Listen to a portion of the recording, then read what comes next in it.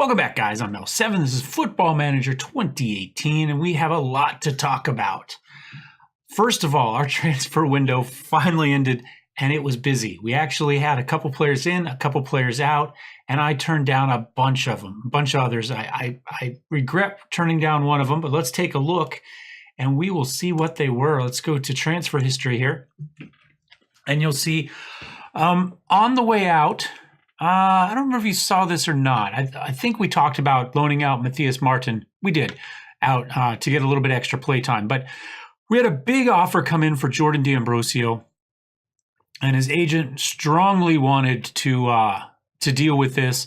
So he went off to Turkey for 1.6 million guaranteed and a possible 2 million. It was really between that and dealing with the locker room fallout. If I turned him down, I just decided to go for it. I did look to see what was available as far as strikers before I did that. There were two that I liked. They were free agents. So I said, okay, let me go for it. I can turn that money into wages if I need to. We'll see how that goes. And then you can see here that Lille Olympic Sport Club also offered us 200 and going up to 325,000 for Adrian Leroux. They also offered us big money for Baptiste Mason. And it was kind of starting around 100,000. It got up to 200,000. And it's like every day I had three more offers. Lille was the primary one. And I just said, heck with it, and turned the asking price up to $1 million and told my general manager, director of football, whoever, to turn down anything under $1 million. And figured that would be the end of it. And they offered 700,000 and it got turned down. And I've got a little bit of non-seller's remorse for not accepting 700,000 for him. But he's a good player. We don't need the money right now. We're doing okay. So it'll probably work out. We did turn down lots and lots of offers for youngsters on our team, as I think we talked about in the last episode as well. So we've got players for the future. We could sell them next year if we decide we need to, but I think we're okay for now. So players in. Dorian Mendez was brought in by the general manager or the director of youth football, who has the ability to sign players of the future. That's what he's supposed to be doing. And you can see Dorian here has spectacular physicals. Mentals, good determination, good teamwork. I like that, and work rate. So I think the three most important. And technicals are but his passing is decent. So we'll see if he develops. He's 20 years old. He's got some time. And he's both feet. Left foot's reasonable. Right foot's very strong. So I think he's a decent, at least depth signing, even if he never becomes a star. The next one, although he didn't actually sign till slightly after, but the next one whose contract I signed off on was Kylian Neveu here. And he's another one that was actually brought in by our director of youth football to be a player of the future. Now, this is stretching that definition a little bit. We paid 1.5 million guaranteed and I think 2 million potential depending on bonuses and stuff. So he's not really a reserve player of the future. He's kind of a starter right now. And that's fine, though, because he can play defensive right or left. And I'll talk about my plans for the future for him in a little bit. But quick look at him. Physicals are spectacular. Great jumping reach, good strength. We probably should move him into the center for... do I have him already? We need to get him involved on our set pieces. That's what I need to do with that. With that jumping reach of 17 and strength of 18, he can muscle in like nobody's business and get in there. And his heading is pretty decent too. So we might need to shuffle some things around to make sure that he's in there a target for our corners. Otherwise, he's good. Mentals are great. His crossing's not spectacular, but we play more defensive with our fullbacks right now, so I don't have a problem with that. No issues at all with that. So I think he's going to be very good. Now, I signed off on this. Then we had this offer in. Yeah, I think I actually signed off on this the same day that we got this in. I don't remember which one came first. It might have been this one. No, I think I agreed to this first, but it took maybe him a couple days to negotiate. Maybe that's what happened. This, I think, came before those, regardless. So anyway, I needed a striker now, and there were two of them. There was a Mexican striker who was very good. Well, slightly better than Alan Hernandez, but he wouldn't come here. He said it was a bad deal for his career to come to a League Two team. So fair enough. We went after Alan Hernandez instead, a very good American player and our only non-EU player. So we only have 2 foreign player spots. We used one of them on Mr. Hernandez here. Nice to get somebody from home here. He is lighthearted, not really my favorite personality type for a footballer, but he's only 23. He is an international. He's got 3 caps and 1 goal. And you can see a finishing of 16, acceleration of 16, and pace of 17. Very good. Good composure, good decisions. His concentration isn't terrible. Determination's not terrible. Work rate's the issue of the mentals. The only thing that really bothers me at all there. But he's great finishing, decent dribbling, good first touch, good long shots, and good penalty taking. The best penalty taking on the team by a chunk. So the question is, how do we play him? And that's what's become interesting. So let's take a look at what's happened since I last saw you. So you were here for us getting stomped by Toulouse. By the way, Toulouse got stomped in the next round by PSG like 7-0. Like absolutely destroyed. Okay. So this was the last match that we had D'Ambrosio for. I think this was the last one. And it was a bit of a, it's 5-2. I mean, I'm not arguing. It was nice to get a win after, we've had two losses and 2 draws back there in fairly recent time. So to come out and kind of put the pressure on. Now, I don't believe it really looked like a 5-2 game. I don't think you can say, yep, that they clearly deserved. But of our 15 shots, 5 were clear-cut chances. Now, they had 6 half chances, so they created as well. They just they weren't quite as good a chance, and they couldn't quite put them away. 56% possession as well. And you can see, only if I'm clicked on it can you see. We got an own goal really early, and Ambrosio got a goal right after that, and then they got a penalty shot. So early on, they put a lot of pressure on us, but we managed to survive it, and then we just kind of poured it on. They didn't get their second goal till the very end. But they put pressure on us all game. It was actually a much closer game than 5-2 makes it look. We followed that up with a 1-1 draw against Sochaux Montbéliard, and at this point, you can see we only have the one striker. And we don't have our new our new fullback yet either. And we just didn't play very good. Masudi played great, and that's kind of the extent of it, really. Barbier played okay as well, but we just couldn't get anything going. They got a goal right away. We got a goal a little bit later, and then nothing. So finally, Nîmes Olympic.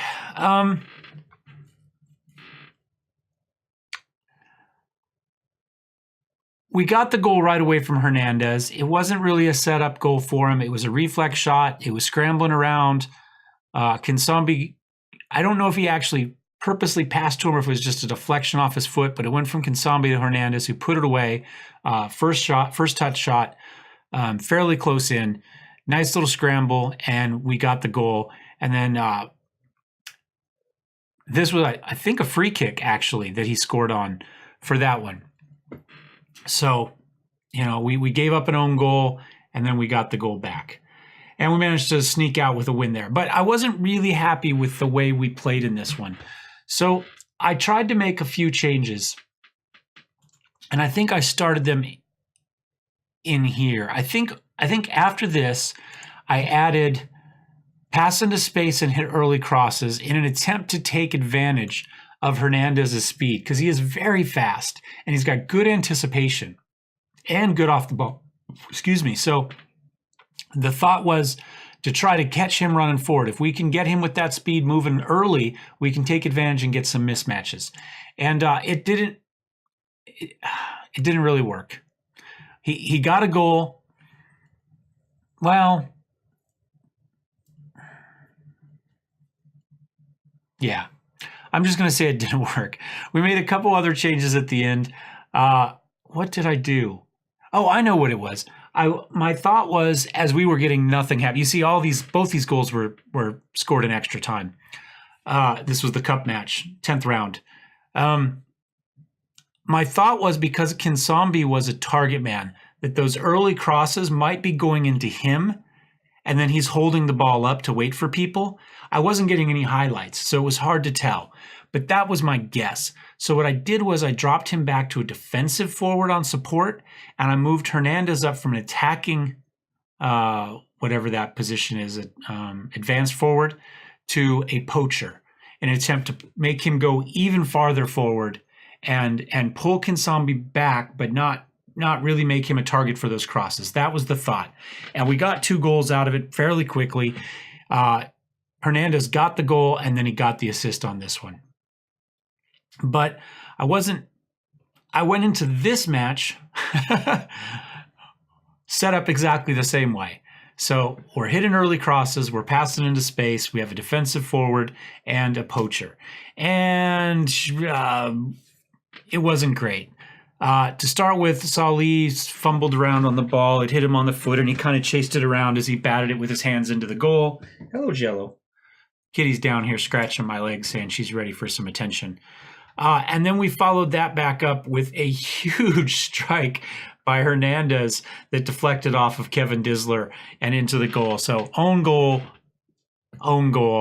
Disler got even, though, at the end of the half. He had a huge tackle on Hernandez right on the sideline, just absolutely destroyed him to end the half. So we came back after halftime, and you can see Madhu got a goal in the 49th, and their striker, Masoudi, got one on the 50th. And of course, it was his first ever goal. So I'm assuming he's somebody they brought in at the end of the transfer window, because he's pretty decent. Do we see how good he is? Yeah, he's not too shabby. Not too shabby. Anyway, and so clearly, and Reims is okay, but they're not spectacular. And Nîmes Olympic is not very good this season. And it just felt like it wasn't working the way we want it to work. So what I've done is I've gone all the way back to essentially what we were running before. Kinsambi is going to be a target man on support. Hernandez, although it's not a role he's super comfortable with, is going to be a false 9 on support. Exactly what we were running with D'Ambrosio. That worked. I think he had 16 goals and D'Ambrosio had 16 goals in 19 matches. So, almost a goal a game. So pretty happy with the way it worked. And Hernandez, I think, has good stats for this. He's got good finishing. He's got good long shots. I think he's going to be fine for this. He makes decent decisions. So we started training him on it. We'll see how it goes. I have, in the meantime, been thinking, and I've got an additional, I've adjusted our 4-1-4-1 that frankly apparently didn't work at all. So I'm kind of thinking about a 4-2-3-1, something like this. Except what we would do is Hernandez can play right or left. So what we would do is we would put him over here, and then we would bring in somebody like William Jacquet to be our mid-center. And Jacquet's very creative, 15 flair. The anticipation isn't great. It doesn't necessarily have to be him that we bring in for this. We have some other players that we could do this with, I think. Well, for one, Nikolai here, he's got good flair and good anticipation. It's just his passing is only 7. So, and his decisions are only 10, whereas Jacquet has passing of 12 with a technique of 16 that's going to make all of that better, and he has decent decisions. So a little bit less anticipation, but we could run something like this and then run Hernandez in on the right side. I wish he was left-footed and we could run him on the right side as an inside forward up there and bring him in to help score with that 16. But I think if we ran him in here on attack, can I do that on attack here? No? Maybe if we go there we go. We run him on attack and maybe leave Barbier on support like this, something like this. We could do something pretty cool that way. And then depending on how we do this, either Gilbad would have to play here or we run Masoudi up here, something along these lines. This is kind of what I'm thinking as our alternate formation. I see you down there, kitty cat. Are you going to come up here? Oh, no. I'm not going to chase you around the house. No. We have a doggy door, but she likes to be let out the front door. And she's up here trying to get my attention. Then she runs to the door to let me know she doesn't want to have to walk around the house. She wants to be let out. So that's my plan. That's my thinking.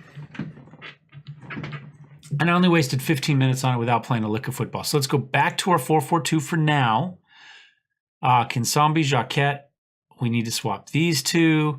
And then he needs to come out for Digla. And I think we're back to where we started. Now, I haven't been playing Gilbad lately. So these last 3 or 4 matches, he's not been in. And maybe that's part of the issue. My plan for next year, now that we talked about the attacking side, Kylian Navu here is very good, but he can play right or left, either foot. He doesn't care. He's foot agnostic. So what I'm thinking is next season when we don't have Ferrario, who's here on loan, we slide him down to the left side, and then we can put Pierre Kalulu in on the right. Because he's going to be very good, I think. I don't want to give up on him. Then we've got Flavius here as the backup on the left still. And we've got Baptiste Mason who can be backup on the right. But ultimately, I think his goal is going to be the understudy for Noah. So we run him in here mostly as a sub here, but he could also fill in as here wherever we need him to be. That's my thought. Unless we just decide to take fat money and sell him. We'll have to see how it goes. I don't know what's going to happen with Jigla. He's 29 years old, and I was thinking he'd probably be, that was it, right? He's kind of maxed out his potential. He's getting older. It's all downhill from now. And then you look at him, and you see that damn near every stat is pointing up, including acceleration. And his pace is fast, too. So even though his natural fitness is only a 9, we'd probably get him till 32. He's probably got another 2, maybe 3 years in him. And it sure looks to me like he's on the way up, meaning his potential's not maxed out, no matter what my scouts say. So, I don't know. And he can play attacking midfield right or left. So he makes a great sub if we were to keep him as a sub in behind Barbier and Hernandez. Thoughts? Let me know. I think it makes sense. I just don't know. The other thing we have cup-wise, we won our match in the 10th round, so we move on. And who do we get to face? The Dogs of Lille Olympic Sporting Club, who tried to buy all my players, which I guess means maybe I have a chance against them. I don't know. They have a spectacular shield, though. Take a look. I mean, it's not any bigger here than it was there. Anyway, it does not look like a Great Dane. That is what Les Dogs is supposed to be meaning. It sounds to me like it's just dogs. I don't see how dogs translates to Great Dane, but Wikipedia disagrees with me. And he doesn't look like a Great Dane. He looks more like I don't know, a wolfhound or something. I don't know, but not a Great Dane. Anyway, it's still a really, really good-looking shield. Today, speaking of shields, we have Le Havre. Havre has also a shield I really like. Whoops, can we... well, it's going to take us there. I just wanted to look at the team. There we go. We talked about the Puff the Magic Dragon there. Well, let's see if we go to display capture, and we'll see what weird emails I get while you're here. And we take a look to my channel. We see that Old Lady Plays has done some research for us. And she says that the dragon on Le Havre's badge is Le Salamander d'Argent. So the silver salamander, and he was on the coat of arms of Francois I, who founded Le Havre. And like most football around the world, most football teams, it was started by a couple players from Oxford and Cambridge. So the colors represent those two colleges. And I think you'll find if you look back far enough into early football history, it doesn't matter if it's South America or if it's mainland, the continental Europe. Football is primarily an English sport that was exported by them. And most of these teams started as expats and working men who were around the world. Teachers at other schools and such started their own teams to remind them of home, and it caught on. So no difference here in Havre. And I don't know. It's just a good badge. I don't know. I am really, really like the badges in the French leagues, maybe more so than any others that I've seen so far. If you disagree with me, or there's a division that you think has better badges, better logos than what we're seeing here, let me know. But right now, man, I think these look really, really sharp. In fact, to be honest, Ajaccio's is one of my lesser favorites within the French, at least top 2 leagues. And it's not a bad-looking shield at all. Okay, so we got Tom Rippert back in. We have been playing Salih for quite a while. But, man, when he gave up that goal, fumbling around on the ground after it, I started thinking, they're expected to prove that. One person is excited about that, which surprises me a little bit that even one person is. But that's okay. So we are at home. They said that we've turned it into a fortress of late. We haven't necessarily won every one, but we don't lose at home. So we'll see what goes on. I'm hoping things turn out well for us. So far, the Salamander d'Argent is better than us with a shot on goal. But here we go. We got Jigla. He kicks it all the way out to Madu. Madu back into Kinsambi, into Hernandez. He had to jump in a little bit too far to take the shot on it. But we get a people. Oh, there we go. It went all the way across to the left. They weren't able to do anything, but it came right back to Jigla, and he puts it away. And there we go. Yeah, I really think Noah and Hernandez as our attacking midfielders with Jigla. And Nouveau sets that whole thing up with that beautiful cross up. He's way forward for a fullback who is supposed to be, I think, on support. He's not on attack, but he didn't seem to care much. Anyway, I think that would work well. And again, we could make Nouveau play farther forward if that's what we wanted. We could make him maybe an attacking player to move him up a little bit. I don't know that he's really got the acceleration and pace that I want him running quite that far forward very often, but we'll see how it goes. Madu up to Kinsambi, to Hernandez. Oh, well, I mean, as a false 9, that's, he's going to get a lot of shots from the edge of the box there, and we know he's got that long shot potential, so we're willing to put up with a few of those. The question is, how are we going to be able to play an aggressive attacking style of football in Ligue 1? Because, I mean, realistically at this point, I think, oh, Rippert, that was spectacular, but he couldn't get the rebound. And Soisalo puts that away. Oh, telling the ref he was clear. I don't think he was offsides. I didn't notice it initially anyway. Let's find out here. He's on sides there. Everybody's still on sides. He was on the edge, but I think he was on, and Soisalo clearly was on sides, so it was close, but I think he timed it well. Anyway, so I think we can at this point start thinking about being Ligue 1. I mean, I don't know for sure. It's still 1 point between the top 3 teams. We could easily end up down in a playoff. But I think it's probably realistic. And in fact, Hernandez, part of his contract is a non-promotion release clause. It is £1 million, £1 million. So it's not cheap. And we got him for free. So in a sense, we could make $1 million off of it if we don't get promoted.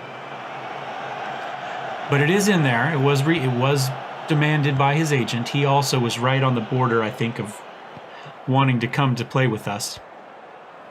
And as such, maybe we don't keep him for very long. But if we get promoted, I think that changes. I think there's a big difference between playing in Ligue 1 in France and playing in Ligue 2.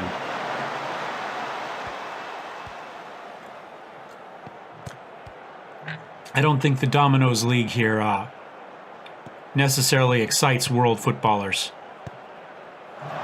regardless of how good the badges are.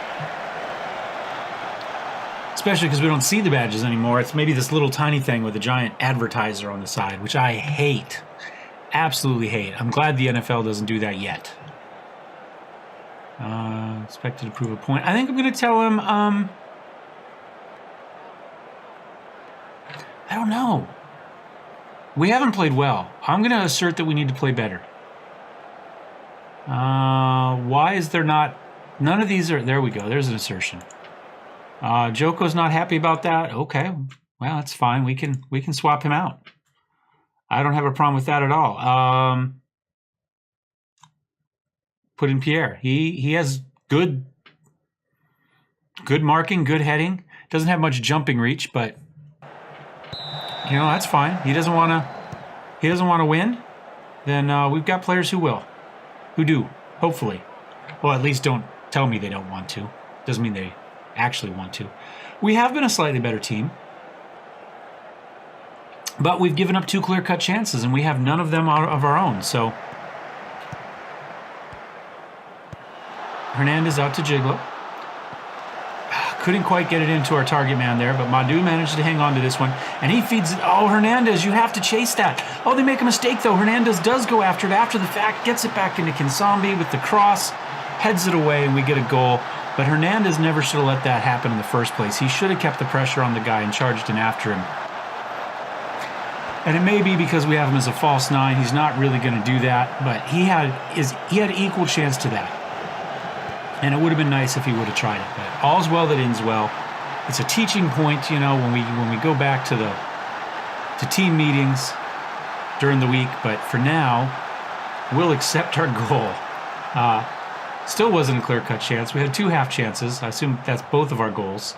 They have had a slight advantage of possession, and that's fine. Okay, we got a corner here. Barbier feeds it in. Down to Simon Hernandez. Oh, tried to get it in. Madu was unable to get it. That's how he scored on his goal a couple games ago, was Hernandez to Madu when they're on a set piece like that. I'm going to concentrate, I guess. See what we get going. Noah back in. Oh, off the post. Hernandez gets the rebound, though, and puts it in. The goalkeeper came across completely out of position. And we kind of... We're capitalizing on our opportunities, but I'm not sure that these count necessarily as great set pieces, but that's okay. It's a goal. You know, you have to take advantage of your opponent's mistakes and try to limit yours. We have had 14 shots now. We've really started to pour it on here towards the end. They've only got 5 shots now. You know, we were like 5-5 initially, right? So we've had about the last 10 shots, and we now do have 2 clear-cut chances. And the one woodwork. They didn't give us the highlight for the other clear cut unless both the woodwork and the goal itself counted. And Gilbod just tips that thing in. Bottom right corner. Barbier, by the way, has the record for team assists. If he didn't have it before that, he does now. Last time they gave me the little thing, he had 15. So that's at least his 16th assist. He's also... was tied for players of the match with 8. So one more and he owns that record outright as well. So setting some records with our wingers this season, just like the last 2. Hernandez did actually at least attempt to chase that one down, which was nice. They've got some really nice passing through the center there to get it back in, though. Our defense has been okay, though. They pushed it back, and that brings it to a close. So we had a 4. It looks like a dominating win. I don't really feel that it was, per se, but I'll take it. We'll take it. 9.4 miles run for David Jiglo there. Joko didn't play very well, and in fact hasn't played spectacular recently. I think we can go with excellent. At least the second half. The first half, not so much. So, the Salamander Argent goes down. And it looks like, are we the only ones that, let's see, no, they won. They won. Nancy had a draw. So we've got a 2-point lead, 3-point over Bretois right now. That's not too bad. We need to get a few more, though, and put it on. You can see we haven't been particularly dominating lately. We haven't been losing. Everybody's got a loss now. Everybody's got at least 2 losses now. We just haven't quite been winning as much as I'd like. But I can't really complain about top of the league, can I? Le Havre were shorter by an average of 2 inches per player. I don't know that's why they lost. But it's an interesting stat. Player of the match was Jigla. And I don't know what he worked hard. I'm not even going to answer that because I don't know. I mean, we don't have any passing. It's clearly not passing. he had one goal, so it wasn't him creating chances. They didn't give us a single opportunity there for something he actually did well. So that's just, they're trolling us. That is Football Manager trolling us. We got Claremont Foot next. How are they doing? Not well. That's the answer to that. So maybe we can keep things rolling. Gas satisfied with the win. Post-match. Let's take a look, see what we got coming up. They are in 18th, and then we've got Lens. They're in 14th. Then we have Lille. I probably won't come back for this one. They won their 10th round match 9-0. Yeah. I don't expect to win that. Bertois is third, so that's a big one. Maybe we come back for this. We come back for the non-derby. Non-derby, not very local rivalry. I think that's probably about right. And, we'll start to get a little bit more kind of, hopefully we'll start to crystallize the positions in the league table here. So there we go. So thanks for watching. Hope you're enjoying this one. Let me know who your favorite emblems, logos, shields, whatever you want to call them are. I'd love to know if there's a division you think has got better ones than what we've seen here in France. And, yeah, see you next time. Cheers.